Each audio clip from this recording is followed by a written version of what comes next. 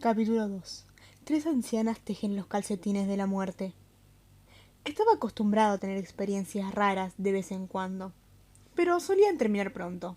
Aquella alucinación, 24 horas al día, 7 días a la semana, era más de lo que podía soportar. Durante el resto del curso, el colegio entero parecía dispuesto a jugármela. Los estudiantes se comportaban como si estuvieran convencidos de que la señora Kerr, una rubia alegre que no había visto en mi vida hasta que subí al autobús al final de aquella excursión, era nuestra profesora de introducción al álgebra desde Navidad. De vez en cuando, yo sacaba a colación a la señora Dodds, buscando pillarlos en falso, pero se quedaban mirándome como si fuera un psicópata, hasta el punto en que casi acabé creyéndolos. La señora Dodds nunca había existido. Casi. Grover no podía engañarme. Cuando le mencionaba el nombre de Dodds, vacilaba una fracción de segundo antes de asegurar que no existía.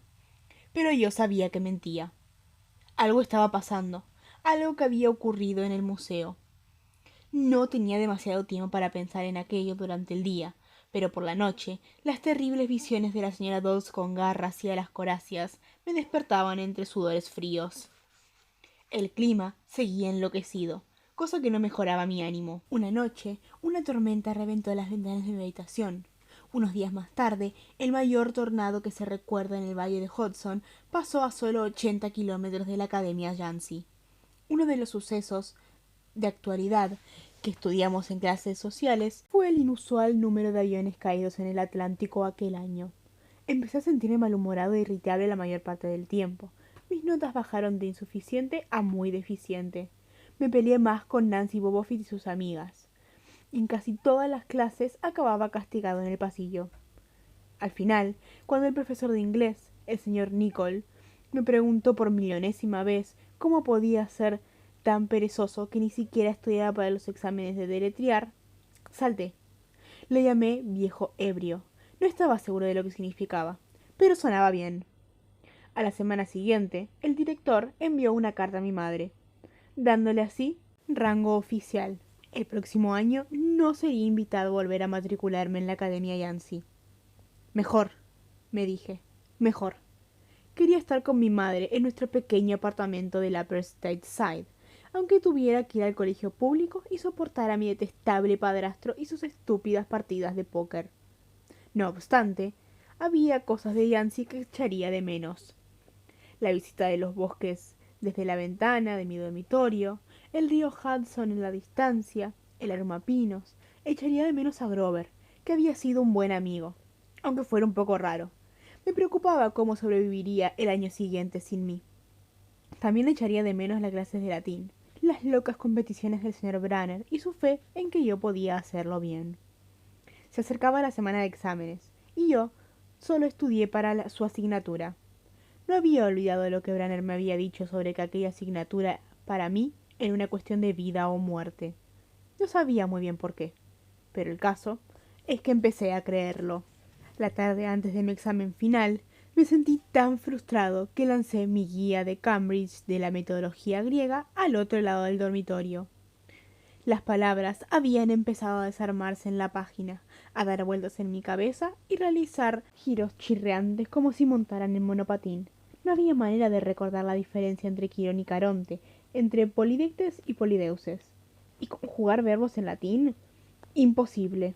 Me pasé por la habitación a zancadas, como si tuviera hormigas dentro de la camisa. Recordé la seria expresión de Branner, su mirada de 1000 años. Solo voy a aceptar de ti lo mejor, Percy Jackson. Respiré hondo y cogí el libro de mitología. Nunca le había pedido ayuda a un profesor. Tal vez, si hablaba con Branner, podía darme unas pistas. Por lo menos tendría la ocasión de disculparme por el muy deficiente que iba a sacar en su examen. No quería abandonar la Academia Yancey, y que él pensara que no lo había intentado. Bajé hasta los despachos de los profesores. La mayoría se encontraba vacíos y a oscuras, pero la puerta del señor Branner estaba entreabierta, y la luz se derramaba por el pasillo. Estaba a 3 pasos de la puerta cuando oí voces dentro. Branner formuló una pregunta, y la inconfundible voz de Grover respondió: preocupado por Percy, señor. Me quedé inmóvil. acostumbra a escuchar detrás de las puertas, pero a ver, ¿quién es capaz de no hacerlo cuando oyes a tu mejor amigo hablar de ti con un adulto? Me acerqué más, centímetro a centímetro. Solo este verano, decía Grover. Quiero decir, hay una benévola en la escuela. Ahora que lo sabemos, seguro ellos también. Si lo presionamos tan solo empeoraremos las cosas, respondió Branner. Necesitamos que el chico madure más. Pero puede que no tenga tiempo. La fecha límite del solsticio de verano. Tendremos que resolverlo sin Percy. Déjalo que disfrute de su ignorancia mientras pueda. Señor, él la vio. Fue producto de su imaginación, insistió Branner. La niebla sobre los estudiantes y el personal será suficiente para convencerlo. Señor, yo no puedo volver a fracasar en mis obligaciones. Grover parecía conmocionado. Usted sabe lo que significaría. No has fallado, Grover, repuso Branner con amabilidad. Yo tendría que haberme dado cuenta de quién era. Ahora, procurémonos por solo mantener a Percy con vida hasta el próximo otoño. El libro de mitología se me cayó de las manos y resonó contra el suelo. El profesor se interrumpió de golpe y se quedó callado. Con el corazón desbocado, recogí el libro y retrocedí por el pasillo. Una sombra cruzó el cristal iluminando la puerta del despacho.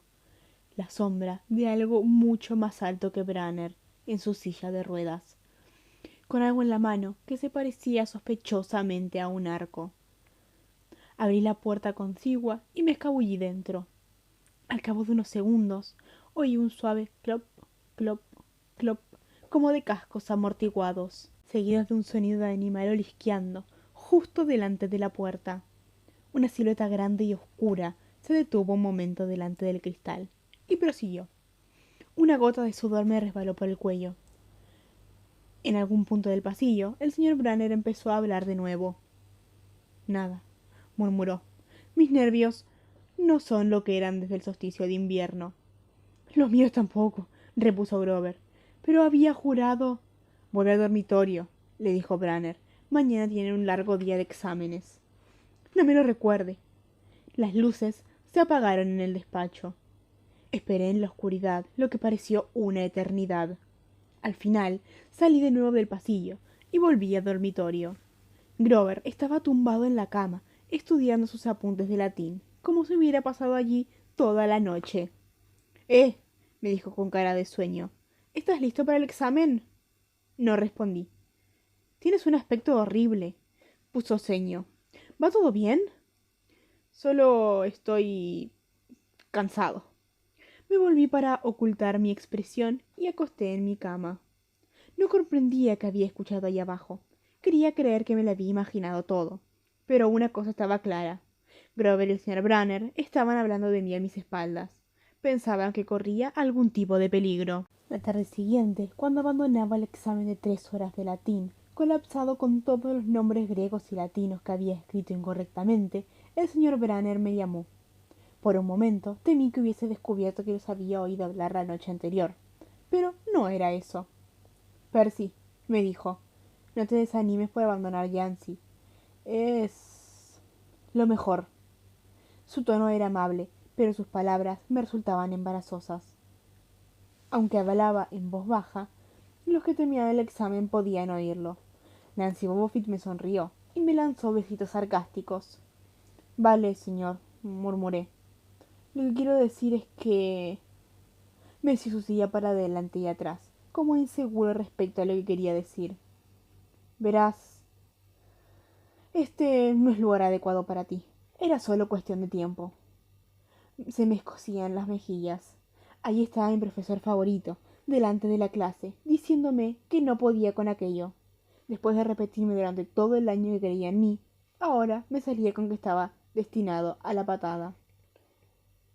Vale, dije temblando. No me refiero a eso. Oh, lo confundes todo. Lo que quiero decir es que no eres normal, Percy. No pasa nada por... Gracias, le espeté. Muchas gracias, señor, por recordármelo. Percy. Pero ya me había ido. El último día del trimestre hice la maleta. Los otros chicos bromeaban, hablaban de sus planes de vacaciones. Uno de ellos iba a hacer excursionismo en Suiza. Otro, por el crucero por el Caribe durante un mes. Eran delincuentes juveniles, como yo, pero delincuentes juveniles ricos. Sus papás eran ejecutivos, embajadores o famosos. Yo era un don nadie, surgido de una familia de don nadies. Me preguntaron qué pensaba hacer aquel verano, y les respondí que volvería a la ciudad. Me abstuve de mencionar que durante las vacaciones necesitaría conseguir algún trabajo paseando perros o vendiendo suscripciones de revistas, y pasar tiempo libre preocupándome de si encontraría escuela en otoño. Ah, dijo uno, eso mola. Regresaron a sus conversaciones como si yo nunca hubiera existido. La única persona que temía despedirme era Grover. Pero luego no tuve que preocuparme. Había reservado un billete a Manhattan en el mismo autobús que yo. Así que ya estábamos, otra vez caminando a la ciudad. Grover no paró de escudriñar el pasillo en todo el trayecto, observando el resto de los pasajeros. Reparé entonces que siempre se comportaba de manera nerviosa e inquieta cuando abandonábamos Yancy, como si temiese que ocurriera algo malo. Se suponía que le preocupaba que se metieran con él, pero en aquel autobús no iba nadie que pudiera meterse con él. Al final no pude aguantarme y le dije: ¿Buscas benévolas? Grover casi pegó un brinco. ¿Qué? ¿Qué quieres decir? Le conté que los había escuchado hablar la noche antes en el examen. Le tembló un párpado. ¿Qué oíste? Preguntó. Oh, no mucho. ¿Qué es la fecha límite del solsticio de verano? Mira, Percy, se estremeció. Solo estaba preocupado por ti. Ya sabes, por eso de que alucinas con profesoras de matemática diabólicas. Grover, le dije al señor Branner, que a lo mejor tenías demasiado estrés o algo así, porque no existe ninguna señora Dodds y...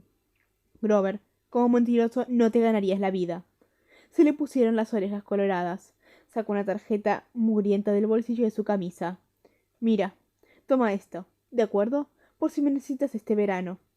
La tarjeta tenía una tipografía mortal para mis ojos disléxicos, pero al final conseguí entender algo parecido a Grover Underwood, Guardián, Colina Mestiza, Long Island, Nueva York. 800 009 0009. ¿Qué es Colina Mes? No lo digas en voz alta, musito. Es mi dirección estival. Menuda decepción. Grover tenía residencia de verano. Nunca me había parado a pensar que su familia podía ser tan rica como las demás de Yancy. Vale, contesté al caído. Ya sabes, suena como a invitación a tu mansión. Asintió. O por si me necesitas. ¿Por qué iba a necesitarte? Le pregunté con más rudeza de lo que pretendía. Grover tragó saliva. Mira, Percy, la verdad es que yo... Más bien, digamos que tengo que protegerte. Lo miré fijamente, atónito. Había pasado todo el año peleándome, manteniendo los abusones alejados de él. Había perdido el sueño preocupándome de qué sería de él cuando yo no estuviera. Y allí estaba, él muy cara dura, comportándose como si fuera mi protector. Grover, le dije, ¿de qué crees que tienes que protegerme exactamente? Se produjo un súbito y chirriante frenazo, y empezó a salir humo negro y acre del salpicadero. El conductor maldijo a gritos y a duras penas logró detener a Greyhound en el arcén. Bajó presuroso y se dispuso a aporrear y toquetear el motor. Pero, al cabo de unos minutos, anunció que tendríamos que bajar. Nos hallábamos a mitad de una carretera normal y corriente, un lugar en que nadie se fijaría de no sufrir una avería. En nuestro lado de la carretera solo había acres y los desechos arrojados por los coches. En el otro lado, cruzando los 4 carriles de asfalto, resplandeciente por el calor de la tarde, un puesto de frutas de los de antes. La mercancía tenía una pinta fenomenal. Las cajas de cerezas rojas como la sangre, manzanas, nueces y albaricoques, jarras de sidra y una bañera con patas de garra llena de hielo. No había clientes, solo 3 ancianas sentadas en mecedoras a la sombra de un acre, tejiendo un par de calcetines más grandes que había visto nunca. Me refiero a que tenían el tamaño de jerseys, pero eran claramente calcetines. La de la derecha tejía uno, la de la izquierda el otro. La del medio sostenía una enorme cesta de lana azul eléctrico. Las 3 eran ancianas de rostro pálido y arrugado, como fruta seca, pero argentado, recogido con cintas blancas y brazos de huesudos que sobresalían de raídas túnicas de algodón. Lo más raro fue que parecían estar mirándome fijamente. Me volví a Grover para comentárselo, y vi que había palidecido. Tenía un tic en la nariz. —Grover —le dije—, oye, dime que nos están mirando. Nos están mirando, ¿verdad? Pues sí. ¿No? ¿Crees que me irían bien los calcetines? No tiene gracia, Percy, ninguna gracia. La anciana del medio sacó unas tijeras enormes, de plata y oro, y los filos largos, como una podadora. Grover contuvo el aliento. —Subamos al autobús —me dijo—. —Vamos. —¿Qué? —repliqué—. Hay dentro hace 1000 grados. —¡Vamos! Abrió la puerta y subió, pero yo me quedé atrás. Al otro lado de la carretera, las ancianas seguían mirándome. La del medio cortó el hilo, y juró que oí el chasquido de las tijeras pese a los 4 carriles de tráfico. Sus 2 amigas hicieron una bola con los calcetines azul eléctrico, y me dejaron con la duda de para quién serían. Si para Bigfoot o para Godzilla. En la trasera del autobús, el conductor arrancó un trozo de metal humeante del compartimiento del motor. Luego le dio arranque. El vehículo se estremeció, y por fin el motor resucitó con un rugido. Los pasajeros vitorearon. —¡Maldita sea! —exclamó el conductor, y golpeó el auto con su gorra. —¡Todo el mundo arriba! En cuanto nos pusimos en marcha, empecé a sentirme febril, como si tuviera contraído gripe. Grover no tenía mejor aspecto. Temblaba y castañaba los dientes. —Grover. —¿Sí? ¿Qué es lo que no me has contado? Se secó la frente con la manga de la camisa. —Percy, ¿has visto lo que pasó en el puesto de frutas? ¿Te refieres a las ancianas? ¿Qué les pasa? No son como la señora Dodds, ¿verdad? Su expresión era difícil de interpretar, pero me dio la impresión de que las mujeres del puesto de frutas eran algo mucho, mucho peor que la señora Dodds. —Dime solo lo que viste —incitó. La del medio sacó unas tijeras y cortó el hilo. Cerró los ojos e hizo un gesto con los dedos que había podido ser la señal de la cruz, pero no lo era. Era otra cosa, algo como más antiguo. —¿La has visto cortar el hilo? —Sí. —¿Por qué? Pero incluso cuando lo estaba diciendo, sabía que pasaba algo. —Ojalá esto no hubiese ocurrido —murmuró Grover, y empezó a mordisquearse el pulgar. —No quiero que sea como la última vez. —¿Qué última vez? —Siempre en sexto. Nunca pasan de sexto. —Grover —repuse, empezando a asustarme de verdad—, ¿de qué diablos estás hablando? —Déjame que te acompañe hasta tu casa. Promételo. Me pareció una petición extraña, pero lo prometí. —¿Es como una superstición o algo así? —pregunté. No obtuve respuesta. —Grover, el hilo que la anciana cortó, ¿eso significa que alguien va a morir? Su mirada estaba cargada de aflicción, como si ya estuviera eligiendo las flores para mi ataúd.